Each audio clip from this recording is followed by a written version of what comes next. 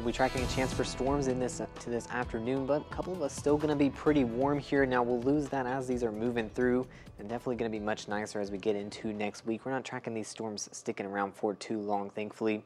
Now temperatures get into those 80s for most of us, but you can see near the lake down south, that's where we're going to expect maybe those 90s again. They still got heat alerts there. We've got a heat advisory for some of our southern counties. That's going to expire into tonight as we finally cool down. But again, if you're going to be out near the lake this afternoon, definitely make sure you've got that water bottle here, and also maybe grab that umbrella as we're tracking these storms moving through the area. If you are getting outside today, that afternoon is going to be the best time, really in the earlier afternoon if you can, as we'll slowly start to see some storms building in closer to the evening. Not going to stick around too long. We may see some light showers, maybe hanging on for Sunday morning, but the rest of the day going to be dry for all of us and plenty of sunshine to enjoy once we finally clear out. Now, as we look at future track, going to see a lot of that heavy rain in our northern counties at first this morning. That's going to be moving out to the east pretty quickly before noon.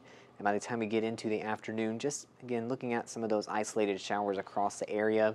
And it's going to be very warm down south. That's where temperatures could get into the 90s, and with that moisture, those heat indexes close to the triple digits again. Thankfully, though, a lot of rain going to be moving in here, and that's going to cool us down as we get into the week. Starting just around 4 or 5 p.m. tonight is whenever some of this starts popping up, but really later on in the evening is where we get this very heavy rain in our southern counties. And it looks like it's bringing pretty frequent lighting with it, so you definitely don't want to be outside as these storms are rolling through.